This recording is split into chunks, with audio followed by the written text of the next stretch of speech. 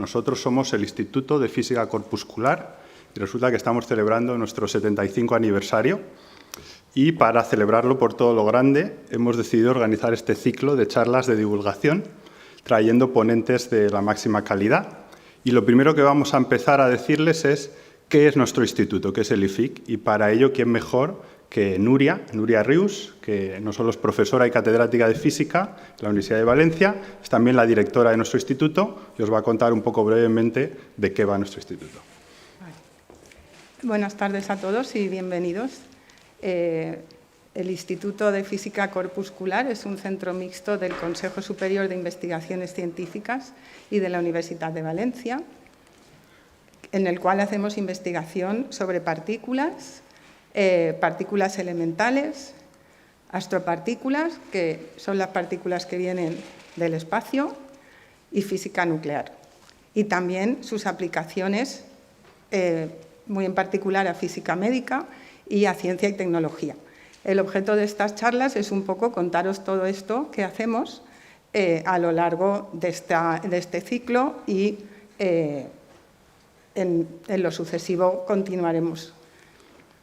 Tenemos un centro de investigación muy grande en España, uno de los mayores en nuestra área, con más de 380 miembros, 90 científicos de plantilla, 20 científicos que serán de plantilla, investigadores postdoctorales, el orden de 100 estudiantes de doctorado, 60 técnicos y 25 administrativos, y unas 40 nacionalidades en nuestro instituto. Trabajamos, sobre todo la parte más experimental, en muchos experimentos que están alrededor del mundo, en Japón, en Alemania. En particular, hoy Carmen nos va a hablar del experimento Atlas en LHC, en Ginebra, pero también hay uno en España, para los que no lo sepáis, en los Pirineos. Hay un laboratorio, el laboratorio de Canfranc, donde también en próximas charlas os contaremos qué se hace. Somos un centro de excelencia Severo Ochoa en 2 ocasiones, que es un galardón muy importante que concede el Ministerio Español.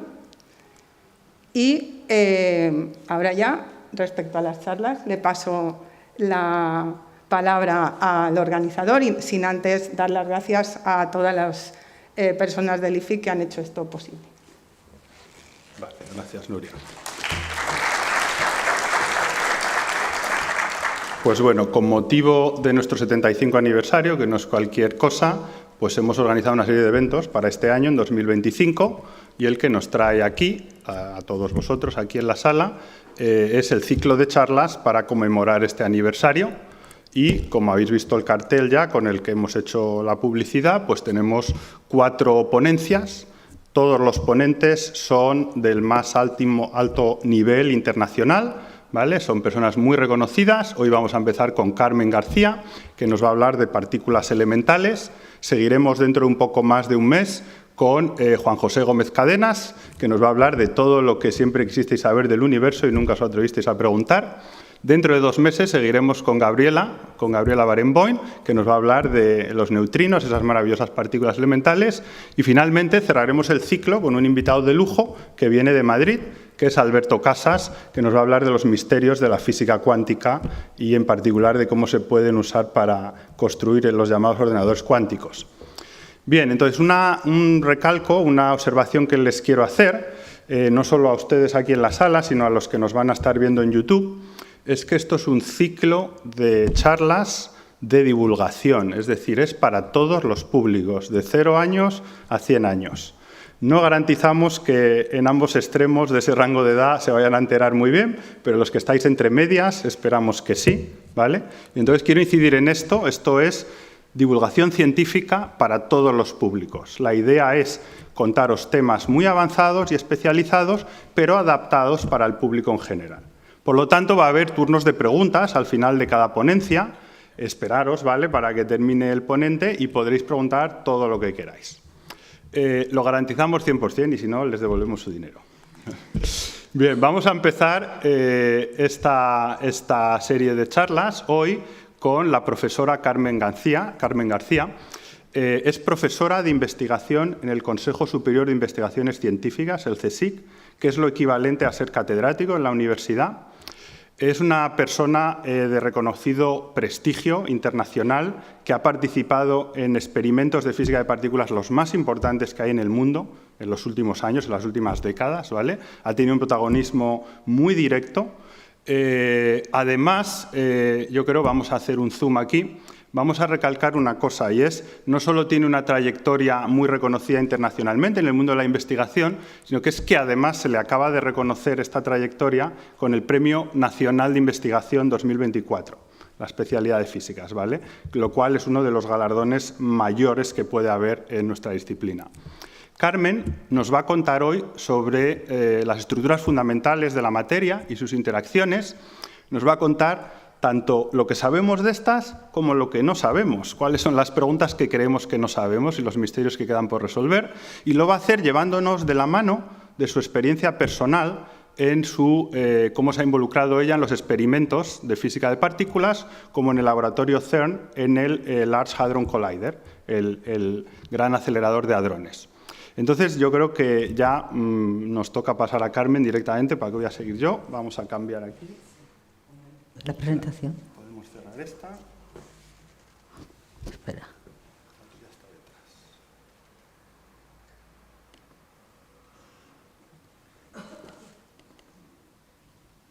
Y presentar, que no veo.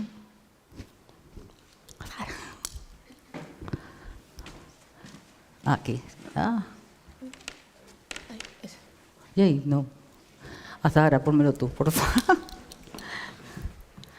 Bueno, así voy empezando ya a hablar. Claro. Bueno, muchísimas gracias por haberme invitado a dar esta charla. Gracias a Dani, gracias a Nuria, gracias a toda la comisión de divulgación, que han trabajado mucho para hacer esto posible. Y bueno, y gracias a todos vosotros por venir aquí e inaugurar este ciclo de conferencias. Vais a tener la primicia que por primera vez en mi vida voy a dar una charla desde un ordenador Windows. No sé si habré tenido algún problema técnico, pero en fin, esperemos que todo salga bien. Y bueno, os voy a hablar sobre aquello que no es visible y vamos a hacer una aventura a través de la física de partículas en el Gran Colisionador de Hadrones. Bueno, supongo que alguna vez os habéis preguntado qué compone el universo en su nivel más básico y cómo lo podemos observar. Pues eso es lo que vamos a ver en esta charla. Vamos a ver cuál es la estructura fundamental de la materia y cuáles son sus interacciones. Nos sumergiremos en el mundo tan interesante de física de partículas y sobre todo hablaremos del laboratorio CERN y en particular del Gran Colisionador de Hadrones, que es el gran experimento ahora de física de partículas a nivel mundial. Revelaremos cómo se ha alcanzado uno de los hitos más importantes en la física de partículas, que es el descubrimiento del bosón de Higgs. Exploraremos los proyectos y planes futuros que para completar nuestro conocimiento del universo y también en la última parte de la charla hablaremos de algunos avances tecnológicos que se aportan a la sociedad desde la física de partículas. Bueno, empecemos por el principio. Y sabemos que el mundo está lleno de materia, de distintos tipos, en distintos estados, desde nosotros hasta el universo, hasta pues, la pieza más pequeña de una roca o madera o lo que sea. Y todo tiene algo en común. ¿Y qué tiene en común? Que todo está hecho de partículas elementales. Y bueno, empecemos por el principio y por lo más sencillo. Aquí tenemos... Ay, perdón. A ver. Aquí tenemos una molécula de agua. Se ve un poco el puntero. Bueno, tenemos una molécula de agua que está hecha de dos átomos, de tres átomos, un átomo de oxígeno y dos átomos de hidrógeno. El átomo de oxígeno está hecho en su núcleo con protones y neutrones y los electrones en orbitales alrededor de ese núcleo. Pero el átomo más sencillo es el de hidrógeno, que en su núcleo solamente tiene un protón. Y si vamos a nivel fundamental, si bajamos la escala a la que estamos mirando, lo que vemos es algo como esto, que el protón tiene una estructura, no es una partícula elemental, y está formada por quarks. Está formada por tres quarks unidos por una fuerza muy interesante, que es la fuerza fuerte. Y tiene una particularidad esta fuerza. Cuando los protones están dentro cuando los quarks están dentro del protón, se comportan como partículas libres. Pero en cambio, cuando yo quiero arrancar uno de estos quarks, la fuerza se hace muy, muy intensa. Y por eso la representamos como un muelle. Bueno, conocéis todos la tabla periódica con todos sus elementos. Pues a nivel de partículas elementales, nuestra tabla periódica es mucho más sencilla. Es algo como esto. Simplemente tenemos dos quarks, el U y el D. Con estos quarks U y D podemos hacer protones y neutrones. Con los protones y neutrones podemos hacer todos los núcleos. Y si añadimos los electrones, tenemos todos los componentes de la materia ordinaria que conocemos. Y con todo lo que tenemos alrededor que podemos ver. Además de estas partículas, tenemos otra partícula muy interesante que son los neutrinos, a los cuales vamos a dedicar una de las charlas en las próximas sesiones. Y los neutrinos son unas partículas muy abundantes. Son mucho más abundantes que los electrones o los neutrones. Tenemos como 100 millones más de neutrinos que todas estas partículas. Y los neutrones nos atraviesan continuamente, pero como no interaccionan, no dejan ningún rastro. Por lo cual, si nos tumbamos en la playa, no nos notaremos que nos están atravesando millones de neutrinos que vienen, muchos del Sol, pero muchos también transparentes a ellos. Bueno, la tabla periódica esta de partículas elementales se complica un poco, no mucho, porque además de esta familia, tengo dos familias más que son completamente similares a la primera familia. Tengo unos electrones más pesados, que son el muón y el tau, tengo una réplica de los quarks y de los neutrinos. Y esta es materia que puedo hacer con estas partículas elementales, no existe a nivel de la materia ordinaria. Existe solamente en el laboratorio o se crea en los rayos cósmicos. Y da lugar a materia que se desintegra muy rápidamente, por lo cual no puede formar materia ordinaria. Además de la materia, tenemos las interacciones. Entonces, tenemos una gran variedad también de interacciones. Tenemos desde la interacción que mantiene los electrones en los átomos, la interacción que mantiene los quarks en los protones y neutrones, la que mantiene los protones y neutrones en los núcleos. Tenemos la electricidad, tenemos el magnetismo, la radioactividad o tenemos la gravedad, que a lo mejor es la interacción más conocida a nivel macroscópico. Bueno, pues todas estas interacciones se deben, a nivel fundamental, a la interacción con partículas elementales. Es algo similar a lo que veis aquí. Si yo tengo dos personas en una barca, cuando se lanza una pelota, interaccionan entre ellos y se separan. Eso es como una partícula elemental que está interaccionando entre las dos barcas.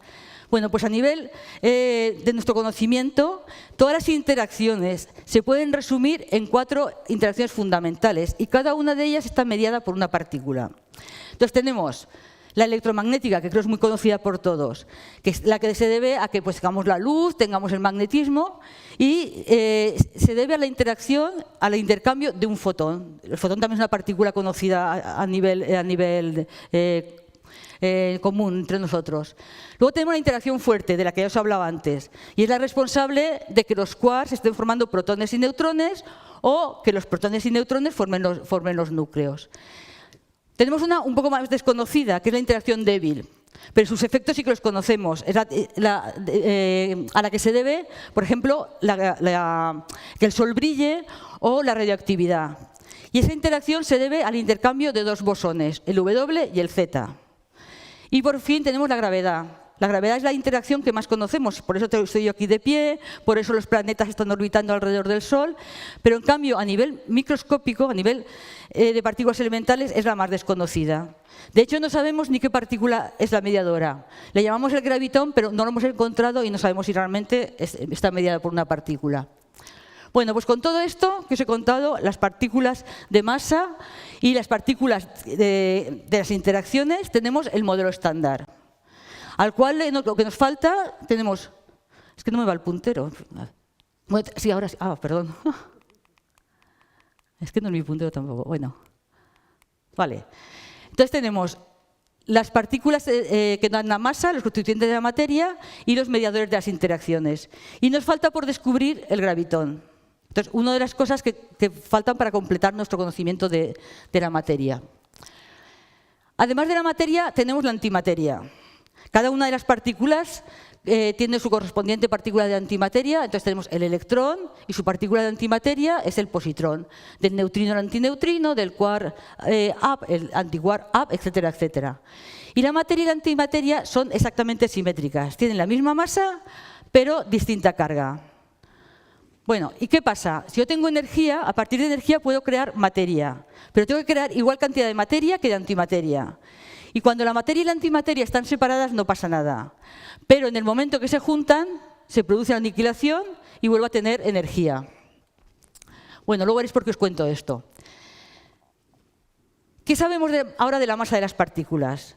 Pues la masa de las partículas, sabemos que hay partículas que tienen masa muy pequeña, como los neutrinos, partículas como el electrón, que también tiene una masa pequeña, y cada una de las familias que os he explicado antes tiene masa mayores que la familia anterior, y varios órdenes de magnitud mayores. Y luego, de las partículas de interacción tenemos el fotón y el gluón, que no tienen masa, pero los bosones W y Z tienen una masa muy, muy grande, casi tan grande como el quark más pesado. Y en el modelo estándar estas partículas no tienen por qué tener masa, pero en cambio nosotros hemos estudiado, las hemos medido y sabemos qué masa tienen cada una de ellas. Bueno, pues para explicar por qué las partículas elementales tienen masa, se propuso el modelo de Higgs, que igual si me podéis apagar un poquitín la luz, ¿se puede bajar? No sé si, bueno, da igual. A ver si lo que se consigue bien. Bueno, pues este mecanismo de Higgs lo que dice es que, imaginaros que no existe el campo de Higgs, entonces las partículas se mueven libremente a una velocidad, la velocidad de la luz. Cuando el universo se llena de campo de Higgs, las partículas se van frenando y hay partículas que se frenan más que otras. Por ejemplo, el W y el Z se frenan mucho, el quark se frena mucho, en cambio los fotones van libremente y no se frenan. Bueno, pues este campo de Higgs tiene asociado un bosón. Si yo hago que choquen dos protones a muy alta velocidad, puedo excitar el campo de Higgs y producir un bosón de Higgs. Y este bosón de Higgs se evapora muy rápidamente y solamente puedo ver los productos de su desintegración. Entonces, demostrar que el mecanismo de Higgs es cierto es encontrar este bosón de Higgs. Bueno, pues esto nos ha llevado muchísimo tiempo. Y ha sido un esfuerzo entre teóricos y experimentales.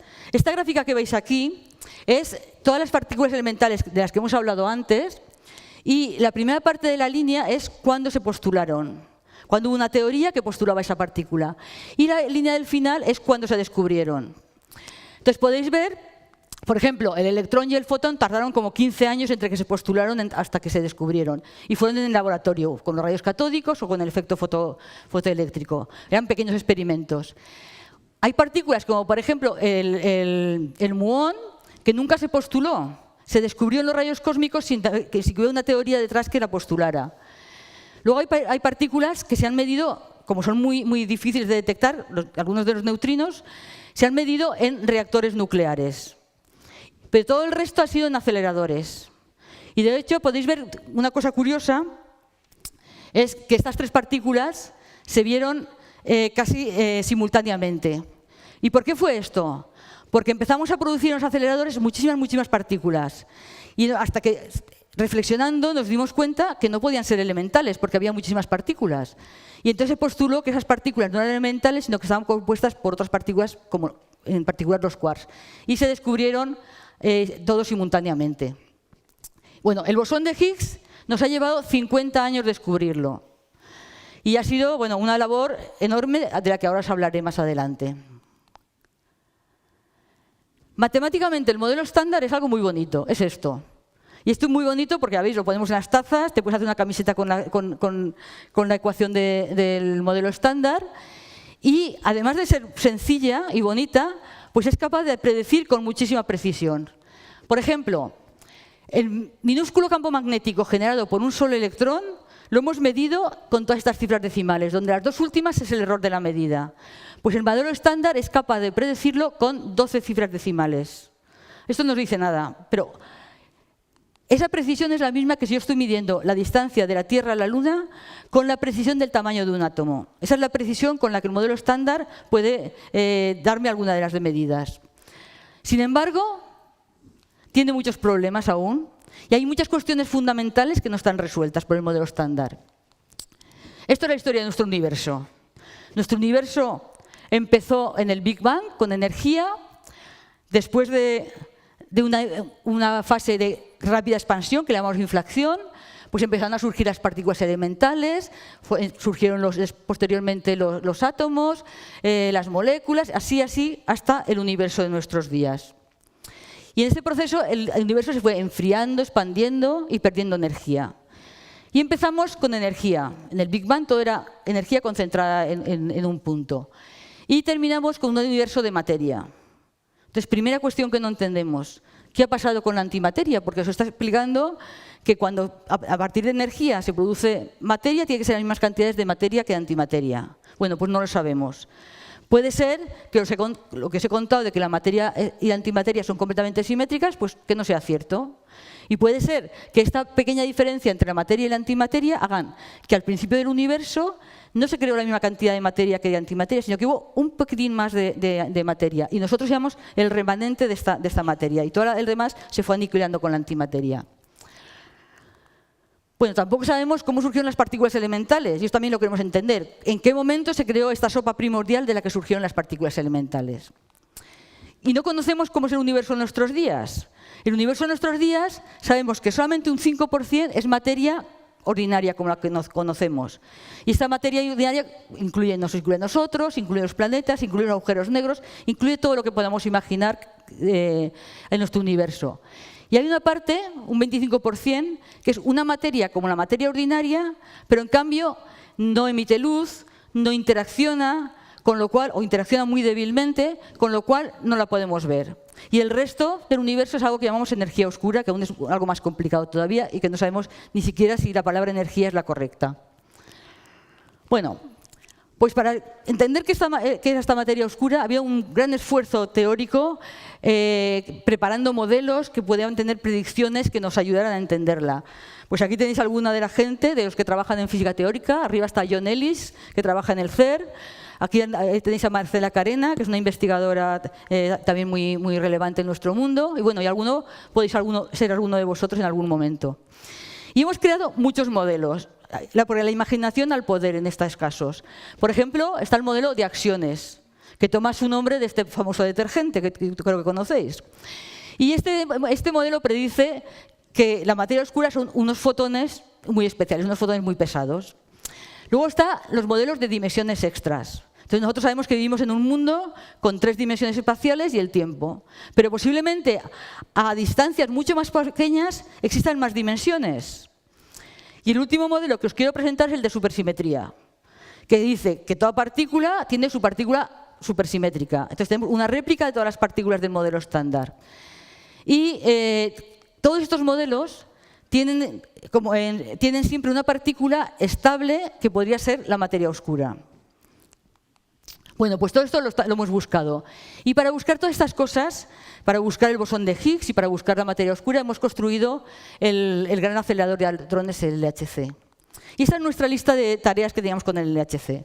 Pues encontrar el bosón de Higgs, que ahora veremos cómo lo hemos encontrado, medir sus propiedades, estamos en ello, ver cómo interacciona el bosón de Higgs con otras partículas y, por tanto, cómo adquieren masa las partículas del modelo estándar, ver si hay más bosones de Higgs, ver si la materia y la antimateria son simétricas, encontrar la materia oscura, ver cómo surgieron las partículas elementales en esta sopa primordial al principio del universo, ver si las partículas son realmente elementales, porque igual pensamos que son elementales como lo pensábamos que eran los elementos químicos y ahora sabemos que no son, o encontrar cualquier cosa inesperada.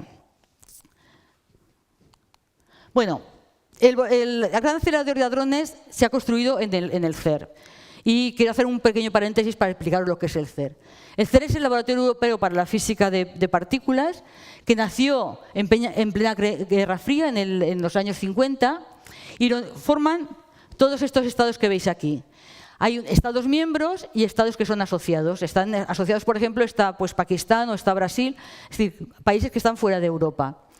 Y su misión era fomentar la colaboración internacional y creo que eso ha sido un gran logro porque poner a todos estos países que veis en el mapa trabajando juntos con un objetivo común y sobre todo en los tiempos que corren ahora, pues creo que es un gran logro. Hacer investigación básica como primer objetivo, pero también la educación y la diseminación de la investigación que se hace en el CERN. Hay muchísimas becas, se preparan ahí estudiantes no solamente de física, sino también ingenieros en todas las ramas posibles, mecánica, electrónica, computación. Y la transferencia de tecnología, transferir los conocimientos que tenemos en la física de partículas a la sociedad.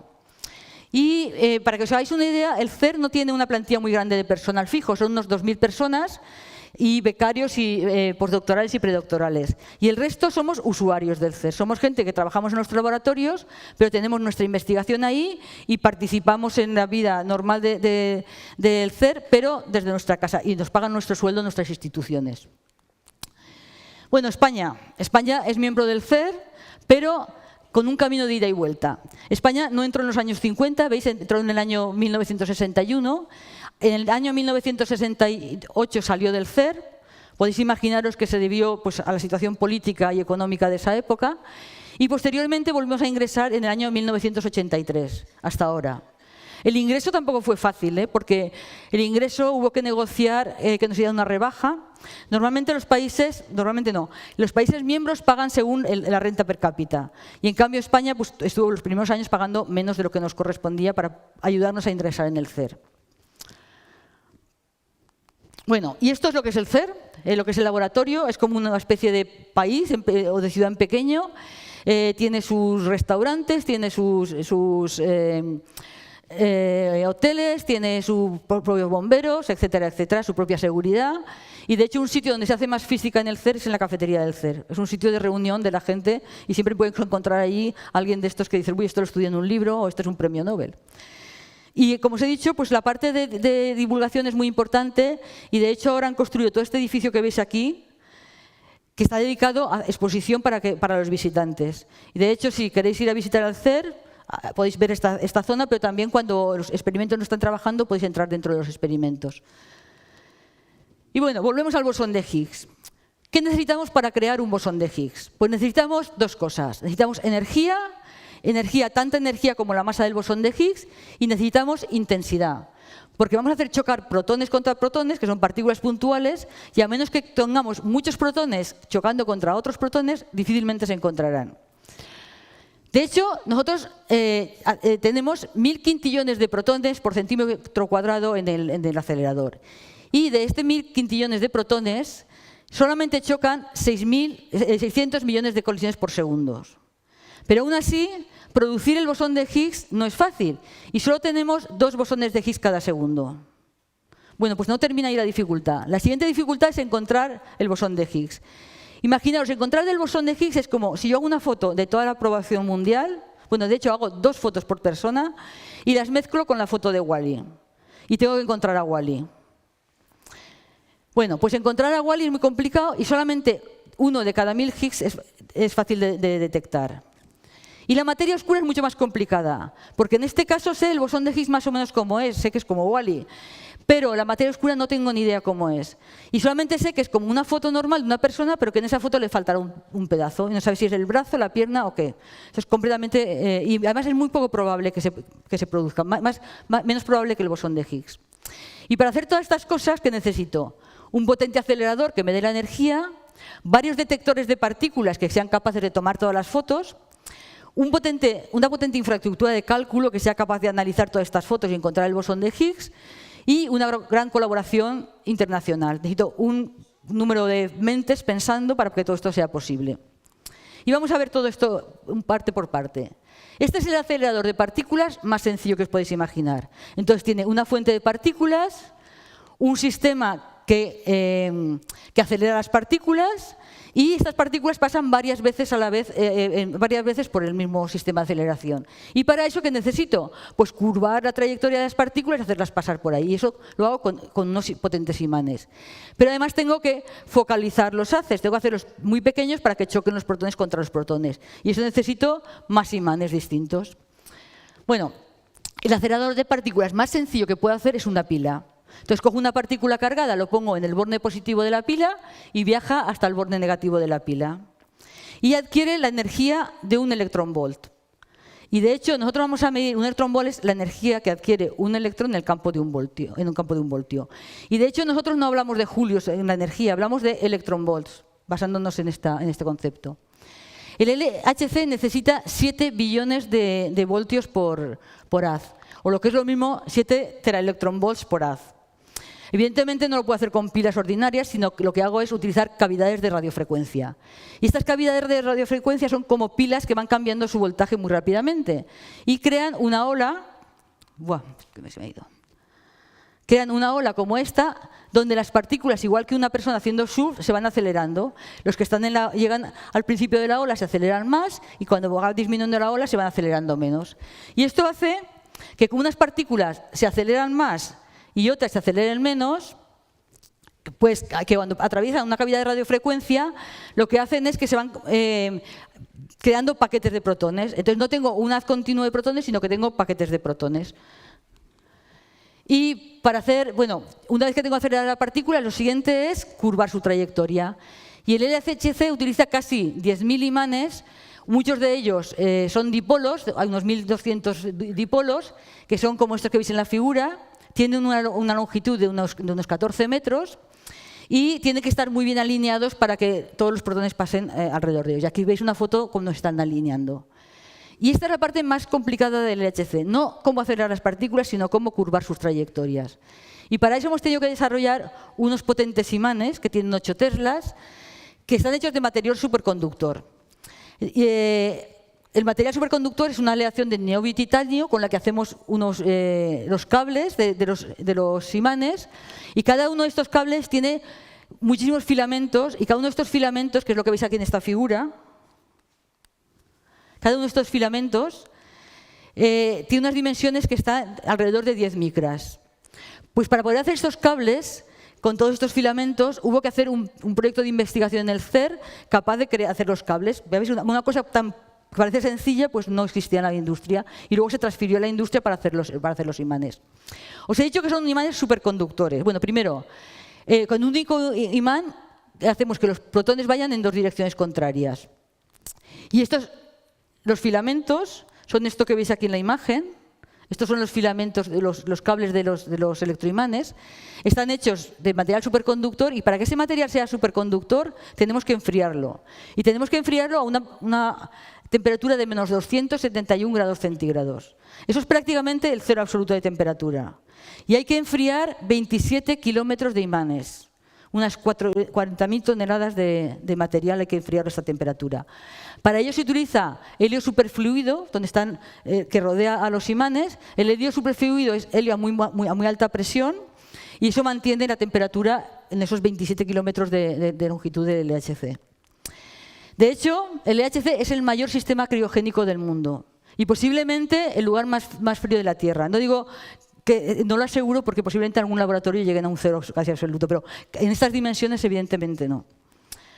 Y bueno, el LHC es esto, con sus 27 kilómetros, está a una profundidad de 100 metros bajo tierra, por 2 razones. La primera es que la obra civil es mucho más barata hacerlo bajo tierra, y tiene que estar todo en un plano, porque tienen que encontrarse los protones que van en direcciones contrarias.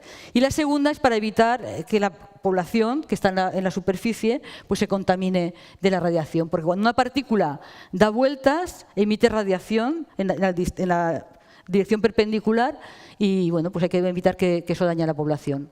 Y esto que veis aquí es el CERN, la foto que os he enseñado antes. Esto es el aeropuerto de Ginebra, y esto es la frontera entre Suiza y Ginebra.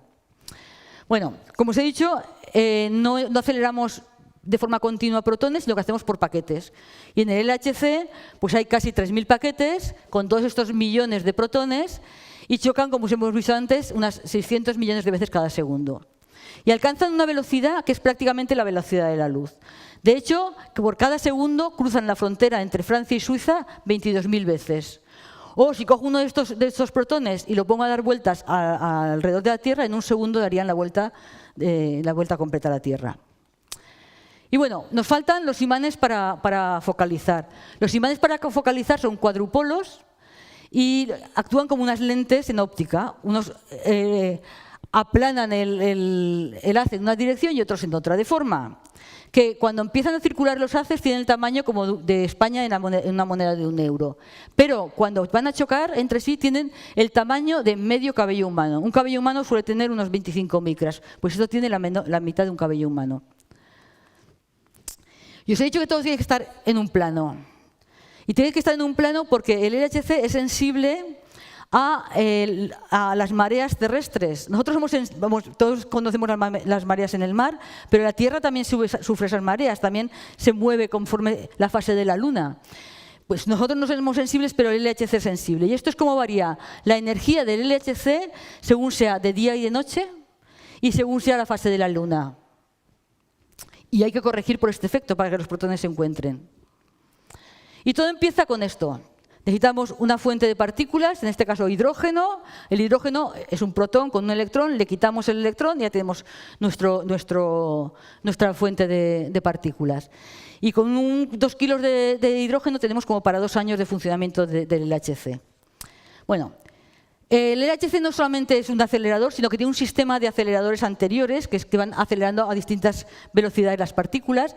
Son aceleradores que antes se utilizaron para hacer descubrimientos o hacer estudios, y cada uno va acelerando las partículas y va aumentando los protones a su velocidad hasta el último, que es el SPS, que los inyecta en direcciones contrarias. Y en el LHC están dando vueltas pues, alrededor de 25 minutos, y en esos 25 minutos pues el haz se va acelerando, va pasando por las cavidades de aceleración, por las cavidades y además de acelerarse, se va comprimiendo el haz.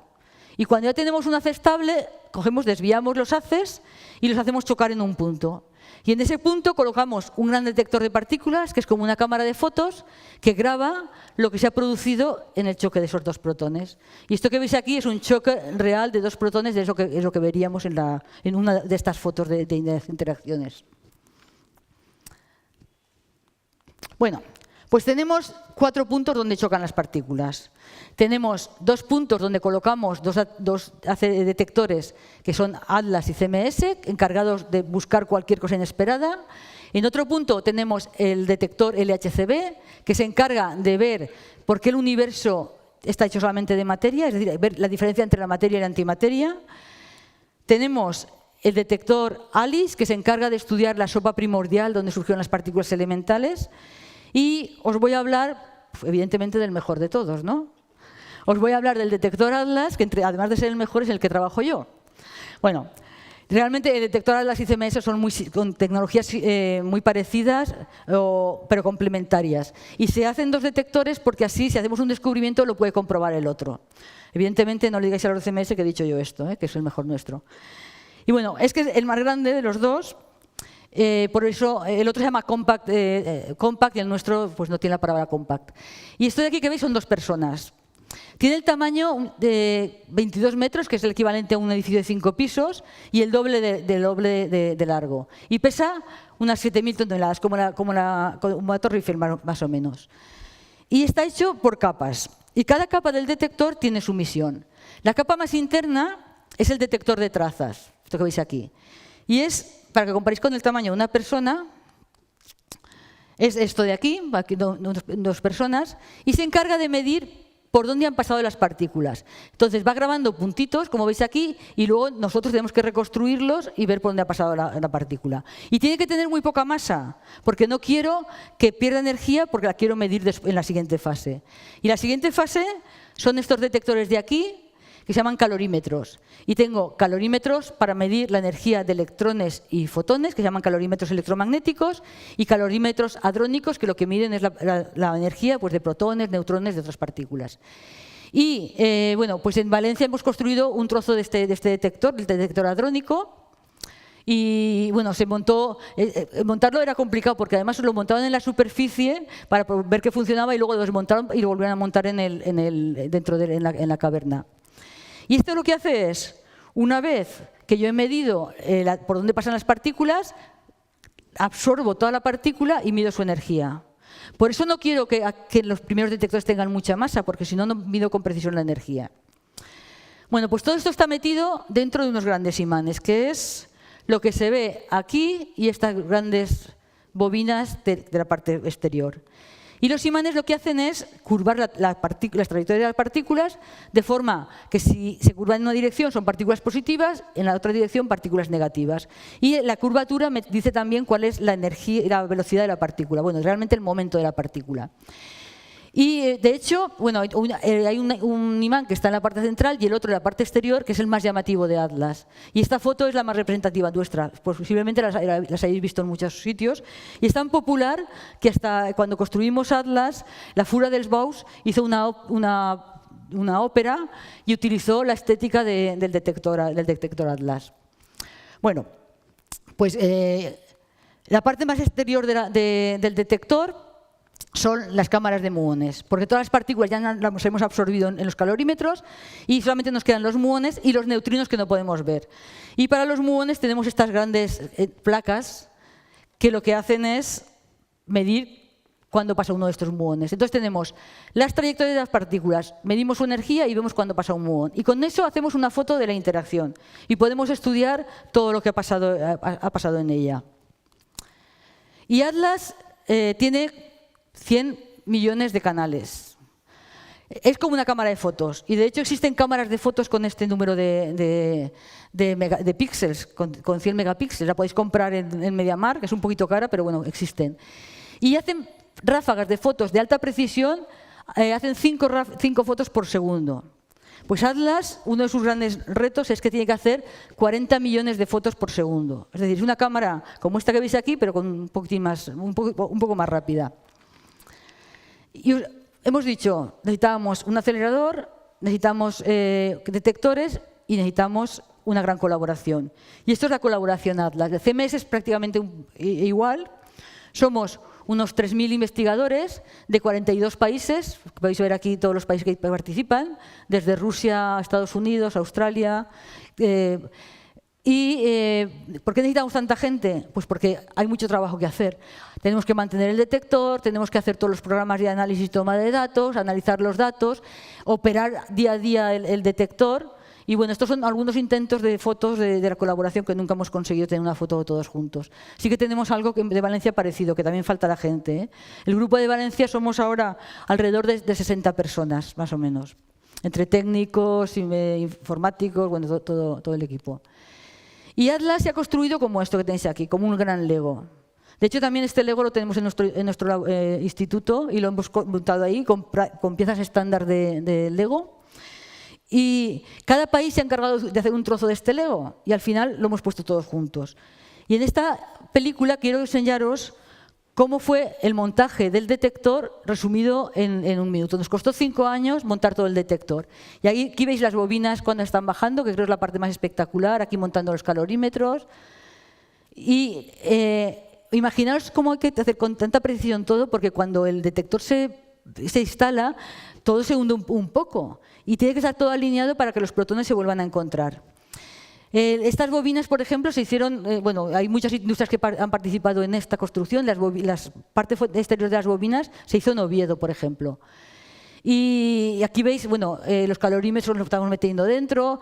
De hecho, se estaba construyendo una parte de la caverna y en la parte central y luego se iban metiendo todas las cosas juntas. Y ahora veréis el detector más sensible, que es el que están bajando ahora, y este es el que hemos trabajado también en Valencia, que ahora os contaré luego un poco. Bueno, pues ya os digo que en 5 años para mí es un trabajo que imaginaos la organización que debemos de tener para que todo este llegara a tiempo y todo se pudiera encajar en su sitio. Bueno, una vez que se han producido las colisiones, tengo un montón de datos. Y un montón de datos tantos que puedo llenar YouTube en 15 minutos. Y eso es imposible de manejar. Entonces no podemos guardar todos los datos. Entonces el propio detector selecciona qué datos quiero guardar y cuáles no. Y lo tiene que hacer a mucha velocidad, porque estoy tomando 40 millones de fotos cada segundo.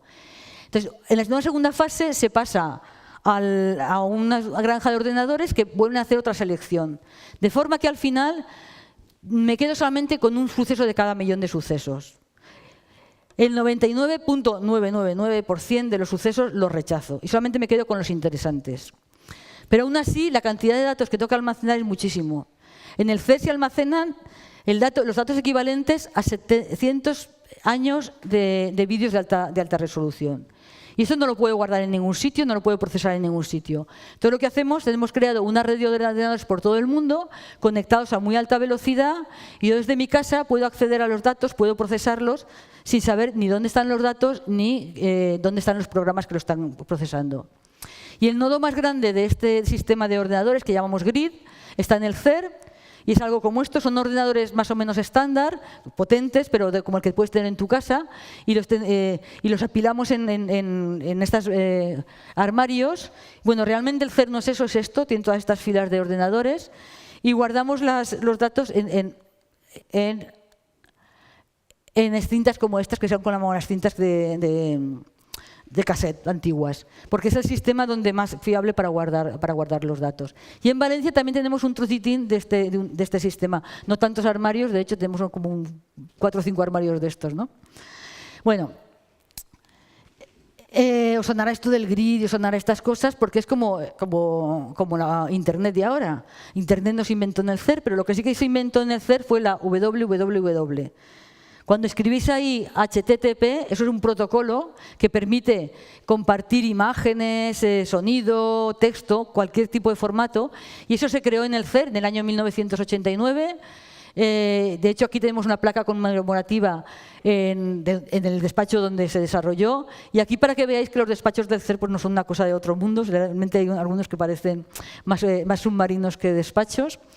Y esta fue la primera imagen que se compartió en Internet.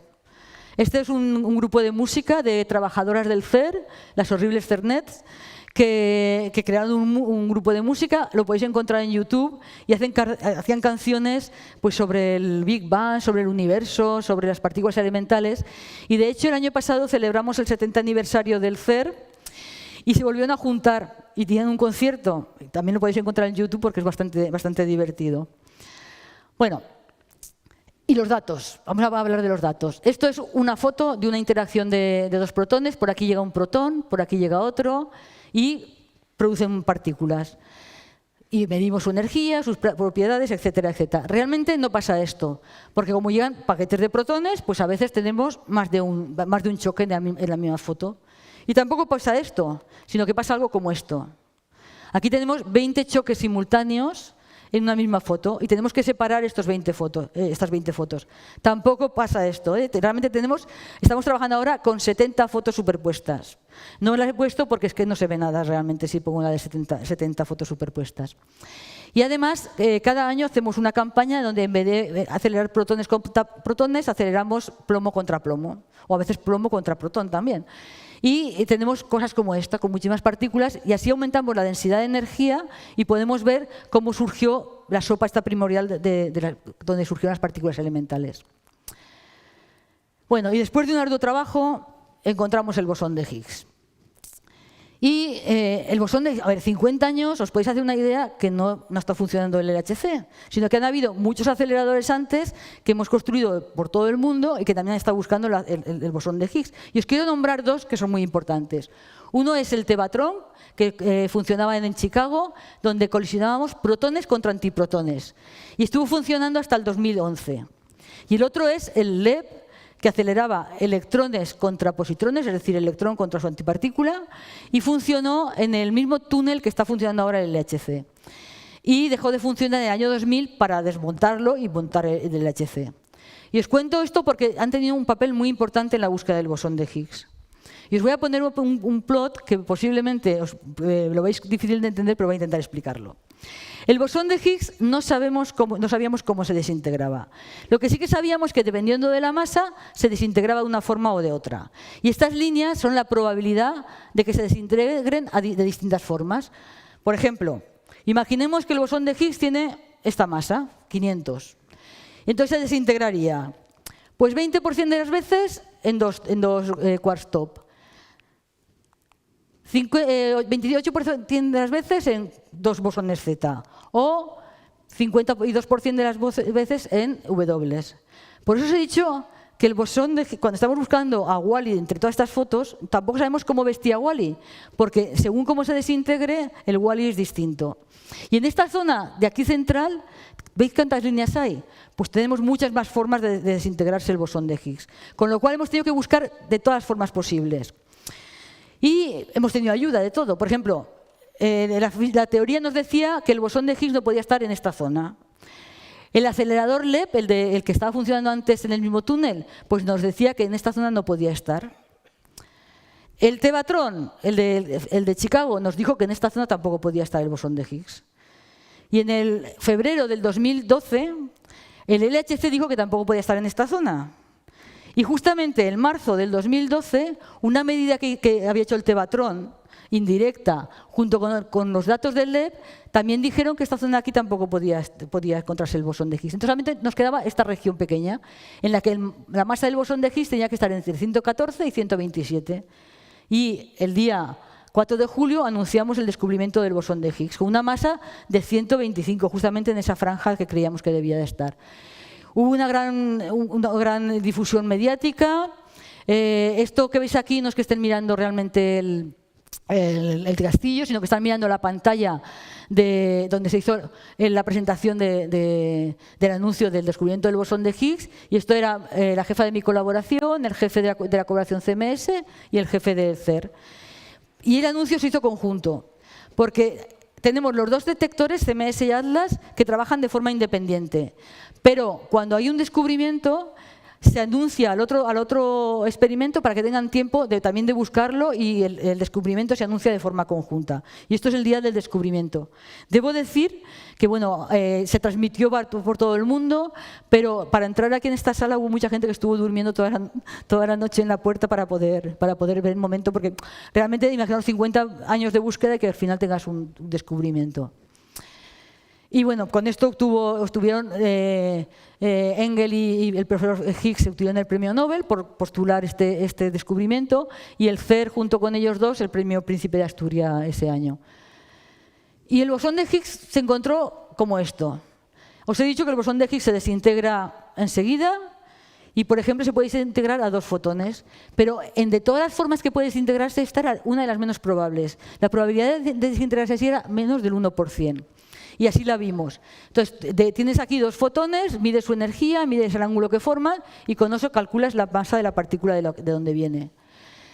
Bueno, como hay muchas más colisiones, recordar, tenemos el bosón de Higgs, pero hay mogollón de colisiones más que no sabemos lo que son. Y muchas de ellas también van a dar 2 fotones. Y cuando intentamos calcular su masa, pues como no vienen de nada en especial, pues tenemos este continuo de aquí. Y esta parte de aquí es la que viene del bosón de Higgs, que nos da una masa determinada. Bueno, también lo hemos encontrado en este canal, que también es un canal bastante poco probable, que es que se desintegre a 2 bosones Z, y cada bosón de Z a 2 muones. Entonces vemos aquí los 2 muones más otras interacciones más que no nos interesan y tenemos que quitarnos del medio. Y esto nos daba otra gráfica como esta. Entonces tenemos los puntos negros son los datos, lo rojo y morado son lo que esperaríamos, y vemos que aquí hay un exceso de unos cuantos sucesos que no corresponden con lo que esperaríamos. Bueno, pues con esto se hizo el descubrimiento de Higgs, que parece que es poco, pero estadísticamente es muy significativo y pudimos anunciar el descubrimiento. Y actualmente es algo pues mucho más claro, este pico se ve más claro y evidentemente este pico también se ve más claro. Hemos buscado cosas más difíciles de encontrar, y por ejemplo este canal, que es el canal que se desintegra a 2 quarks B, que es muy probable, nos ha costado muchísimo encontrar, porque hay muchos sucesos que se parecen a este canal. Y lo hemos tenido que encontrar cuando se producía asociado a otra partícula, porque si no el ruido o la cantidad de sucesos parecidos era enorme. Y hemos visto cosas aún más complicadas de ver. Y este es un suceso que me gusta mucho porque es producción de un Higgs con 2 tops, que los tops son todo este montón de cosas que tenéis aquí, y el Higgs es solamente 2 fotones que salen por ahí. Bueno, pues esto es una de las cosas para que os deis una idea de que además de que tengamos muchas fotos juntas, tenemos que encontrar dentro de estas fotos los elementos que queremos estudiar. Y evidentemente pues necesitamos mucha ayuda de inteligencia artificial, por ejemplo. Y hemos medido cómo el Higgs da masa, cómo interacciona con distintas partículas. Entonces, con las más pesadas interacciona más, con las más ligeras interacciona menos. Y esta línea que veis aquí no es que queramos unir todos los puntos, es la predicción del modelo estándar. El modelo estándar nos está con mucha precisión cómo se relacionan la masa de cada una de las partículas con la intensidad con la que actúan con el bosón de Higgs. Y hemos medido, no todas, hemos medido las que veis aquí marcadas, estas que son las más pesadas, estas que son también las más pesadas. Estamos intentando medir y posiblemente lo consigamos pronto, o con los bosones Z y W, pero nos faltan partículas con las que no podemos ver cómo interacciona y entonces ver cómo dan masa, como el electrón, porque tiene una masa muy pequeña. Y posiblemente en el LHC no podamos medir cómo da masa a estas partículas. Y esto es la foto de la situación actual. En rojito son las cosas que ya sabemos cómo dan masa, cómo se obtiene la masa. Y nos falta algo muy importante, como el bosón de Higgs, que también tiene masa, se da masa a sí mismo. Eso es un gran problema y un gran reto del experimento, cómo el bosón de Higgs adquiere su masa. Y esto es un poco la historia de todo del HC. Empezamos en 2010 realmente, y estos son los años que hemos trabajado y trabajaremos. En rojo veis las paradas que hemos hecho, que hemos dejado de tomar datos, porque en esas paradas hemos estado aumentando la energía, hemos estado aumentando el número de protones y hemos tenido que hacer intervenciones en los detectores y en el acelerador. Bueno, para empezar, el bosón de Higgs lo encontramos muy pronto. Entonces fue un éxito inesperado que el LHC estaba previsto que trabajara hasta el 2025 y justamente en el 2012 ya tenemos el bosón de Higgs. Pero eso nos permite ahora poder estudiarlo. Y bueno, hemos ido aumentando la energía, que es esto que veis aquí, 7, 8, 13, estaba previsto que llegáramos a 14, pero creemos que no vamos a llegar, y hemos ido también aumentando el número de protones, que son estas líneas que veis bajo. Y estamos ahora en estos momentos aquí, y en el 2026 vamos a hacer una gran parada de casi 5 años. Y en esa parada lo que vamos a hacer es aumentar muchísimo la intensidad de los haces. Y para poder aumentar la intensidad de los haces, primero tenemos que hacer muchos cambios en nuestro detector. Primero, la electrónica se tiene que modificar para poder tomar datos tomar muchos más datos. Porque lo que queremos, si antes teníamos 7 fotos en cada uno de los cruces, ahora vamos a tener 200. Bueno, aquí veis una especie de una imagen de un choque, una simulación con 140, pues queremos llegar hasta 200. Y tenemos que cambiar la electrónica de los detectores, pero sobre todo la parte más importante es que tenemos que cambiar la parte central del detector, porque ya no dejará de funcionar porque estará activada por la radioactividad y además será incapaz de analizar cantidad de datos. Y en eso es lo que estamos trabajando ahora en Valencia. Estamos construyendo el nuevo detector para llegar al 2030 y poder instalarlo. Y tiene muchos retos que parecen, pues la electrónica tiene que ser muy novedosa, tiene que aguantar la radiación, tenemos que tener muchos más canales, pero por ejemplo, una cosa como los cables. En el mismo hueco tenemos que meter el detector y por tanto los huecos que tenemos para sacar los cables tienen que ser los mismos y en cambio el número de canales lo vamos a aumentar muchísimo. Pues todo eso han sido retos que han sido difíciles de solucionar. Y esto es lo que estamos trabajando en mi laboratorio. Estamos construyendo estas piezas de silicio que luego montamos en estas piezas más grandes y luego en estas estructuras.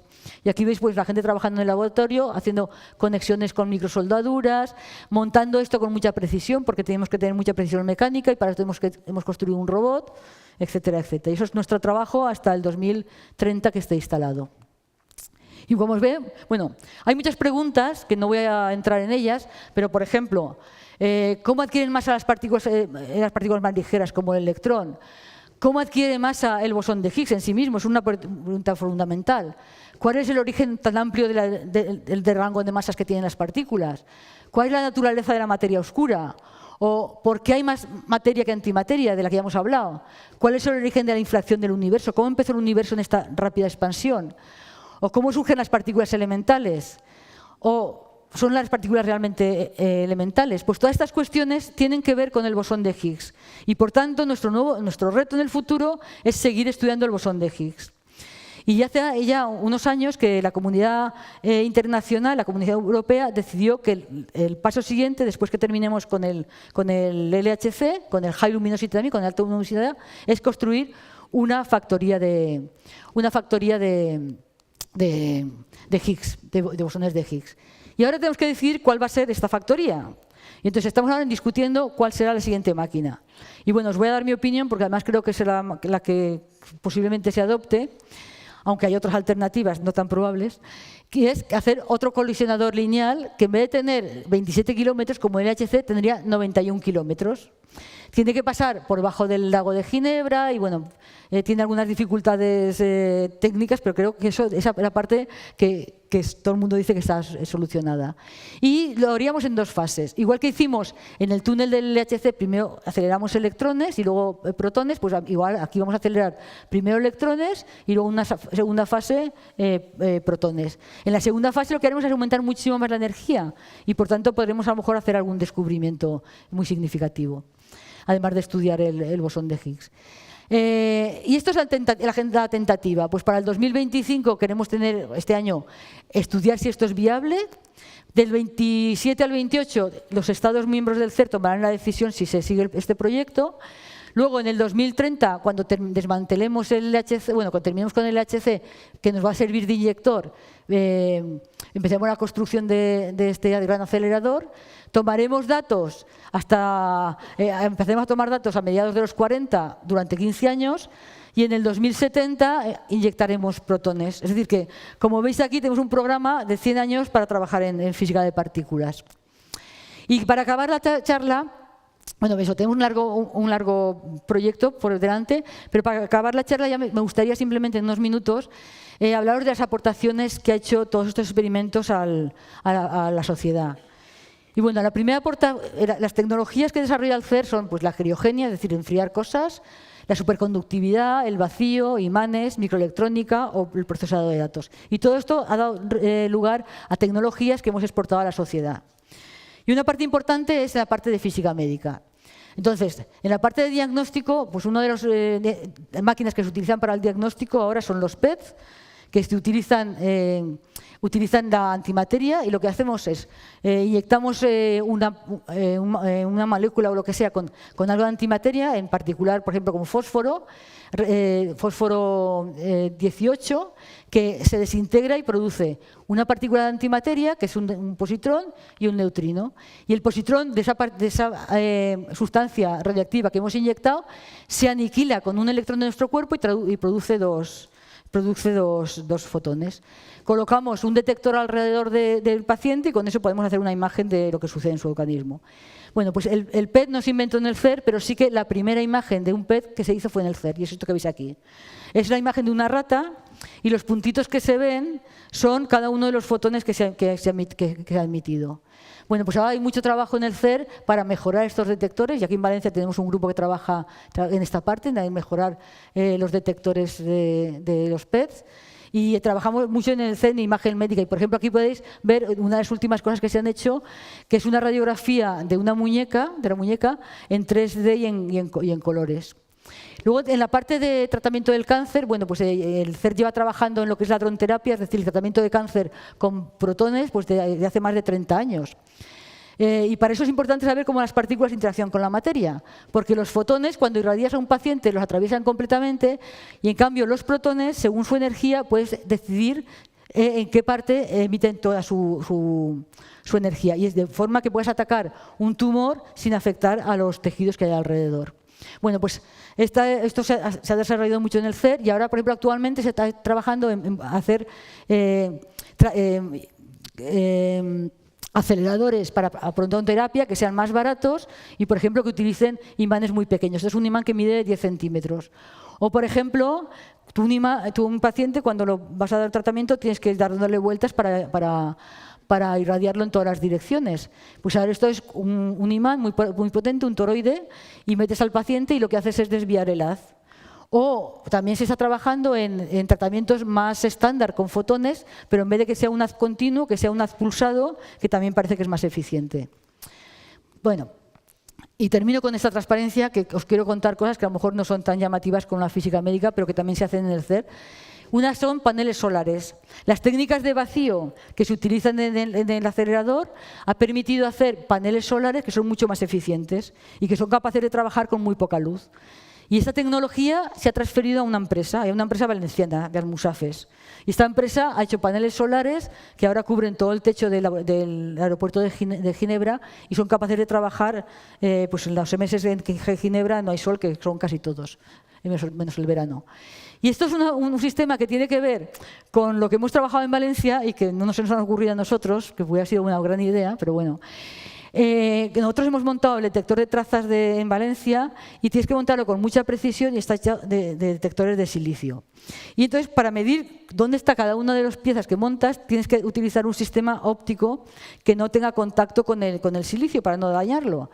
Pues bueno, un grupo de nuestros colaboradores de Berkeley se les ocurrió utilizar este sistema para medir los surcos de un disco. Y con eso lo que han hecho es discos muy antiguos que no podías tener contactos, pues ahora lo han podido transformar en material digital. Y, por ejemplo, hay unos discos que había en uno de los museos ahí de Estados Unidos, tenía grabada la voz de Alexander Graham Bell y por primera vez lo pudieron escuchar. El disco ese era un disco de cera con papel por encima, entonces sin hacer contacto han podido reproducir su voz. Bueno, desarrollamos mucho software para la sociedad, desde el Índico, que muchos que estáis aquí lo conocéis, que es para organizar conferencias, y el Invenio que es para bibliotecas, o que quería mencionar, que es el programa que se utiliza para reconstruir las trazas de las partículas en el experimento CMS, en nuestra competencia, pues bueno, lo han adaptado para poder seguir enfermedades y, por ejemplo, para seguir la evolución del Alzheimer. Y finalmente, pues una cosa que es menos conocida, pero creo que también todos creéis que es una gran aporte a la sociedad, son las pantallas táctiles. La idea de la pantalla táctil no surgió en el CERN, pero sí que se construyó la primera pantalla táctil en el 1972. Y se utilizó para hacer el control de los aceleradores. Esto es la sala de control del SPS, que es el acelerador que sirve de inyector al LHC. Esto que están aquí mirando, estos dos señores, son los que inventaron que construyeron la primera pantalla táctil, y esto es una pantalla táctil.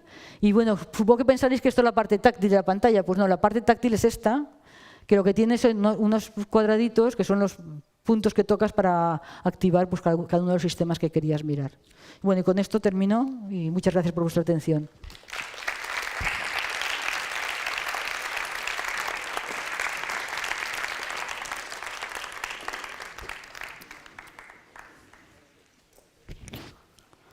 Me he pasado un poco de la hora. Bueno, muchísimas gracias, Carmen. ¿Funciona este micro? ¿Veis? Vale. Pues nada, agradecerte de verdad esta charla tan emocionante. Estáis más que invitados ahora a preguntar lo que queráis, en principio relacionado con la charla, pero también podéis aprovechar que Carmen es una experta en física de partículas para preguntar curiosidades que tengáis en general. Vamos a activar este segundo micro.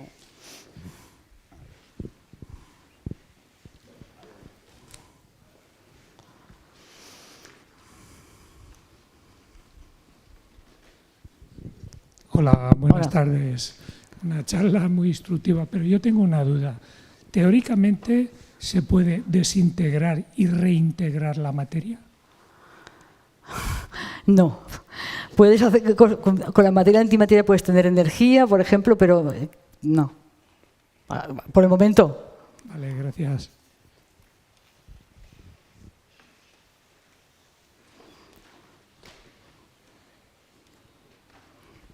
Os he dejado agotados ya, no con tanta información.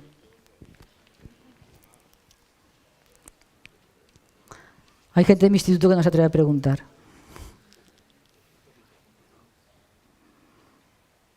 Bueno, pues os voy a contar una cosa, así terminaré la charla. Espera un momento. Gracias, Carmen. ¿Se oye? No se oye, ¿no? Sí. El análisis de datos de la parte de alta luminosidad del LHC, Sí. ¿en qué estado está? ¿Está lista como para entrar en esa fase? Pues mira, ¿Cuán madura está no, esa? A ver, es que hay que solucionar, hay muchos problemas. Con la estructura de computación que tenemos ahora no se puede hacer. Y si la escalamos a lo que necesitaríamos para procesar todos estos datos, no lo vamos a poder pagar. Entonces hay que buscar métodos más eficientes de computación y luego hay que de algoritmos más eficientes también de computación. Y creo que estamos trabajando ahora en eso. Porque, entre otras cosas, por ejemplo, para mantener estos centros de cálculo también tienes que pagar la electricidad. Entonces hay cosas, pues tienes que hacer todo mucho más eficiente para poder utilizarlos. Se ha investigado, y bueno, hay gente que ha investigado en esto, también se puede utilizar la nube para almacenar los datos, o utilizar, en vez de granjas de ordenadores, súper grandes supercomputadores, pero todo eso ahora se está investigando. Y bueno, tenemos que tenerlo preparado para el 2030, es decir, que tampoco tenemos mucho tiempo para hacer estos estudios. Gracias.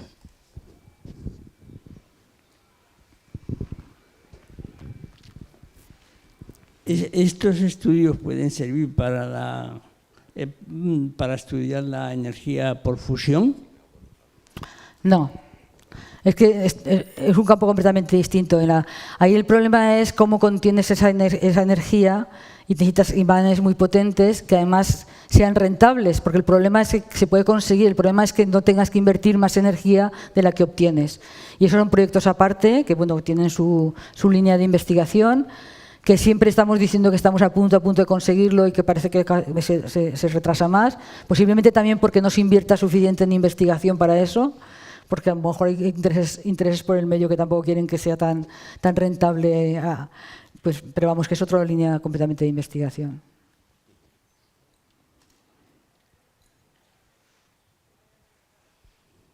Bueno, pues voy a enseñaros cuánto cuestan estos experimentos, porque a lo mejor algunos lo preguntan, ¿no? Y bueno, estaba mirando esto lo que nos ha costado el LHC, lo que nos costaría este acelerador de 90 kilómetros, y para comparar con alguno de los experimentos grandes que conocéis hasta ahora. Algunos los hemos extrapolado a lo que valdrían ahora. Por ejemplo, el programa Apolo de poner el hombre en la Luna, pues sería estos son billones de dólares actuales. Pero como veis, pues la física de partículas es cara, pero es cara toda la física que se hace y bueno, pues relativamente con otras cosas como por ejemplo pues la estación espacial o el programa Artemisa para llevar a Marte, pues tampoco somos tan caros. Es un poco, porque siempre se critica que esto parece que es muy caro, pues somos caros relativamente.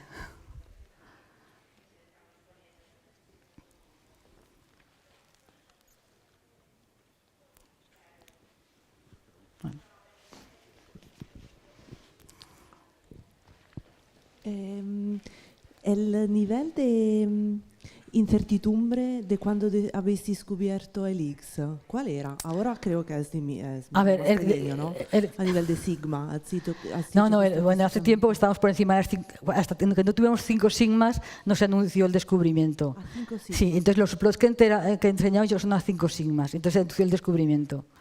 Ahora lo que sí que es verdad que estamos midiendo, por ejemplo, cómo interacciona el bosón de Higgs con cada una de las partículas del modelo estándar, y ahí los errores, pues en algunos casos son del 5%, del 10%, y tenemos también que reducirlos porque tenemos que ver si realmente son distintos de lo que predice el modelo estándar, y para eso hay que bajar la precisión con las que se miden. Pero el descubrimiento, cuando se anunció, en astrofísica, por ejemplo, cuando tienes 3 sigmas, anuncias un descubrimiento. En física de partículas, hasta que no tienes 5 sigmas, no anuncias el descubrimiento.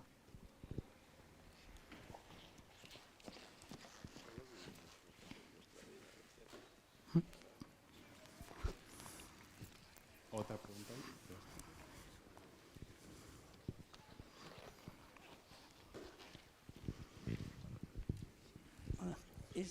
¿Estas partículas tienen que ver algo con los ordenadores, con la nueva tecnología de los ordenadores cuánticos? A ver, no tiene que ver, pero, por ejemplo, una de las cosas que nos beneficiaríamos mucho es utilizar ordenadores cuánticos, porque podríamos, a lo mejor, todos estos procesos, utilizarlos, porque son procesos a nivel de física cuántica, podríamos estudiarlos mejor. Lo que pasa es que, por ejemplo, para el periodo de alta de luminosidad del 2030, no creo que tengamos un ordenador cuántico funcionando, pero evidentemente sí que nos beneficiaríamos mucho. Y para estudiar los procesos que se producen en el LHC también sería importante tener ordenadores cuánticos. Y bueno, hay mucha gente de mi grupo que trabaja pensando en eso, cómo utilizar los ordenadores cuánticos para resolver problemas de la física de partículas. Bueno, pero llegará, llegará. Yo creo que eso más pronto que tarde que llegará. Aprovecho esta pregunta, de hecho, para recordaros que la última ponencia del ciclo, la que va a ser en junio, va a ser precisamente sobre cómo podríamos construir un ordenador cuántico. ¿Vale?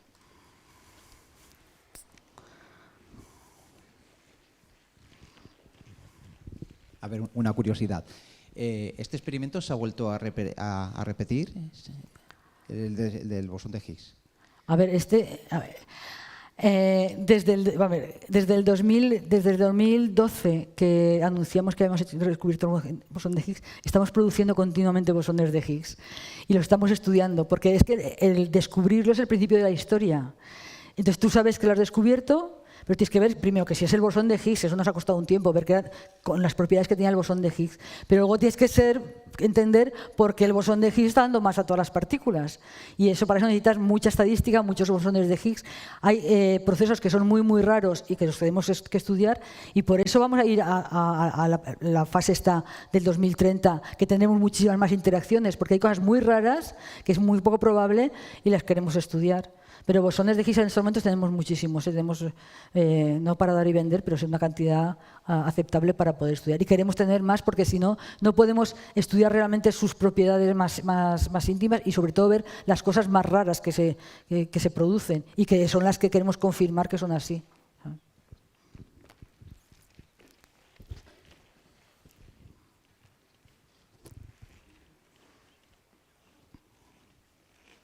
Además de estudiar el bosón de Higgs, estudiamos muchísimas más cosas. Por ejemplo, estudiamos todas las propiedades del modelo estándar a las distintas energías que hemos medido. Buscamos cosas que no están predichas por el modelo estándar, como todos esos modelos que os he dicho de supersimetrías y tal, pues todo eso lo estamos buscando también. De hecho, publicamos mucho, porque somos mucha gente trabajando, y en la historia del LHC hemos publicado en mi experimento pues unos 1.400 artículos. Pues de esos 1.400 artículos, una parte, que sea como un 30%, son sobre el bosón de Higgs y el resto son sobre otras cosas, sobre búsqueda de nueva física, sobre cosas relacionadas con el modelo estándar. Es decir, que una gran parte de la física que hacemos no es sobre el bosón de Higgs. Lo que pasa es que es un poco lo más llamativo porque lleva detrás un premio Nobel y un descubrimiento, pero hay muchísimas más cosas más que estamos estudiando.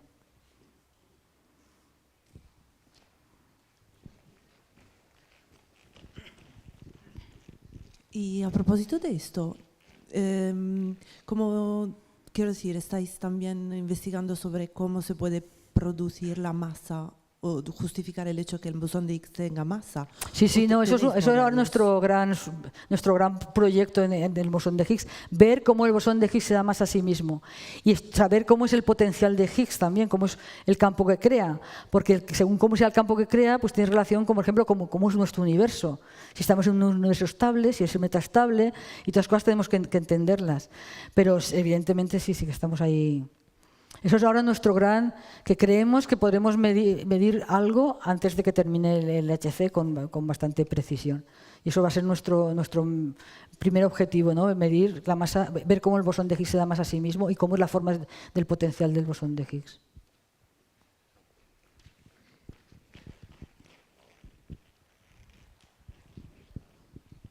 ¿Hay alguna hipótesis que estéis barajando sobre, bueno, has dicho que es muy inestable el bosón, de posibilidad de alargar su vida para poder estudiarlo mejor? Pues no creo, porque tiene mucha masa. Si no tuviera tanta masa y lo pudiéramos acelerar a la velocidad de la luz, pues entonces le podríamos alargar la vida, como pasa con los muones.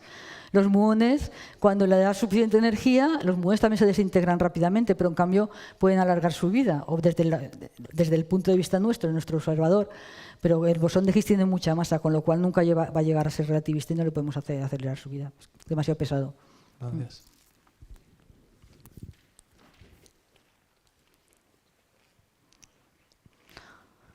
Si no hay más preguntas, tenemos tiempo para visitar el jardín, ¿eh? Nos han dicho.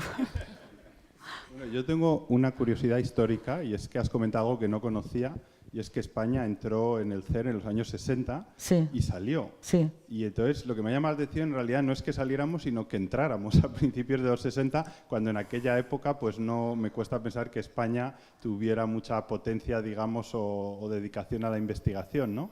No sé si puedes comentarnos un poco. Pues no conozco mucho la historia de cómo entramos, pero supongo que habría también pues, el aperturismo, ¿no?, de la época esa, ¿no? Supongo que tendríamos que meternos en las cosas que estaban en todo el resto de los países europeos. Y bueno, intento. Igual Pepe Bernabé conoce mejor la historia de cómo entramos. No cómo nos salimos, que es más conocida, ¿no?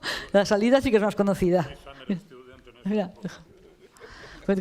Pues comenta. No, el único comentario es que efectivamente es muy oportuno lo que se ha dicho, porque hasta tal punto la falta de formación en la investigación en física y en particular en física de partículas era en España, que los estudiantes de física, que normalmente ahora para ir de estudiantes de verano al CERN van al final de la carrera, pues resulta que algunos, como yo, pues tuvimos el privilegio de ir cuando estábamos en segundo y en tercer año de carrera, en aquella época. Y efectivamente pues nos metieron en un experimento y bueno, pues a pelear con todo ello. Eso contribuye bastante a que, digamos, los físicos, y en particular los físicos en este campo, pues en general se pueda decir, y yo me incluyo entre ellos, que realmente el sentimiento europeo es extraordinariamente altísimo. Y es así porque la idea del CERN surgió incluso antes que los convenios del carbón y del acero en Europa. Es decir, Europa, a través del CERN, existe mucho antes, no ya de la Unión Europea actual, sino de los primeros convenios comerciales después de la Segunda Guerra Mundial. Pues efectivamente es así. Después, a finales de la década de los 60, pues se pensó que efectivamente por parte del gobierno de aquella época, aún en el franquismo, pues que era mucho dinero, que no se estaba rentabilizando, y España se salió del CER. Hay un comentario importante en relación con lo que ha dicho muy bien la presentadora, Carmen, de que el reingreso en el CER, que fue en los años 80, no fue fácil. Y no fue fácil una cosa porque España negoció, al CER se contribuye con cuál es el nivel del Producto Interior Bruto de cada país. Y claro, España, con el número de habitantes que tiene, el Producto Interior Bruto pues no era despreciable para ello. Y hubo que negociar, como ella ha dicho, el que hubiese una rebaja. Pero había otro punto importante en la negociación en los años 80 para volver, y es que entrar a posteriori en el CER supone dar a ese país todos los medios de investigación que el CER ya tiene, porque también se ha comentado que en el CER hay todo un complejo de aceleradores, no solamente el LHC y el Higgs, es todo el programa. Es dar acceso digamos, a ese país a una cantidad de medios impresionante que digamos, no había contribuido ese país a poder tenerlos. Y bueno, eso no estaba muy claro por parte de algunos países en el Consejo del CER, de que bueno, no solamente se entrara a posteriori, sino que además bueno, fuera con rebajas, ¿no? Y la negociación fue larga. Pero bueno, el ministro Javier Solana jugó un papel importante. Pero hemos sido y somos el único país que entró y se salió, ¿eh? Todos los demás han estado siempre desde que firmaron, han estado en el CER. Sí, sí. Somos singulares en muchas cosas. Vale. Bueno. ¿Más preguntas? Sí.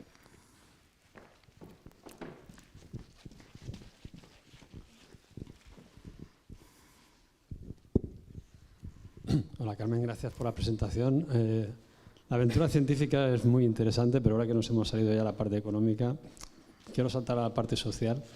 Antes has mencionado que en el experimento somos muchísimas personas en muchísimos países colaborando, incluso la directora de ERIFIC ha mencionado que somos personas de 40 países distintos, todos trabajando juntos y por el beneficio de la humanidad, ¿no? Vamos a decirlo así, grandilocuente. Sin embargo, vemos que la sociedad va en dirección contraria. Entonces yo aquí intento hacer una reflexión, no sé, y la comparto contigo a ver qué piensas.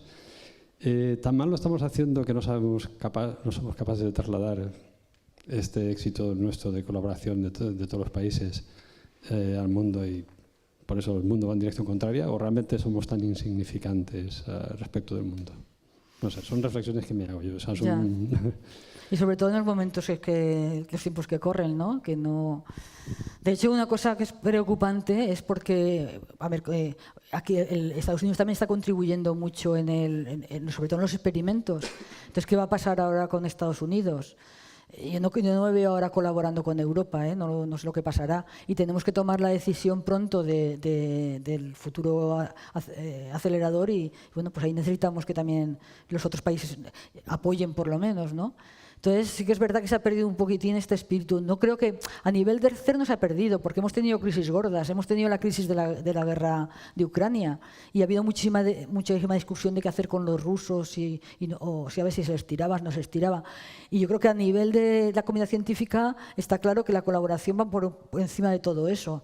Pero bueno, está luego la parte política, que igual es verdad que somos tan insignificantes que les dan igual un poco lo que hagamos, que a lo mejor tristemente es eso, aunque como podéis ver los retornos a la sociedad de todo esto son enormes y lo que hemos contribuido mucho a muchísimos avances de la sociedad, pero en cambio supongo que seremos para los políticos insignificantes y sobre todo si ahora empezamos a invertir en armas, que es lo que parece que nos va a tocar.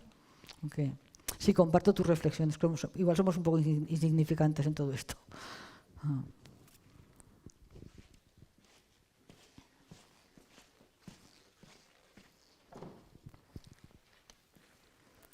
¿Alguna pregunta más? nos podemos ir a ver los jardines. Pero no sin antes agradecerle con un gran aplauso a Carmen su charla. Gracias.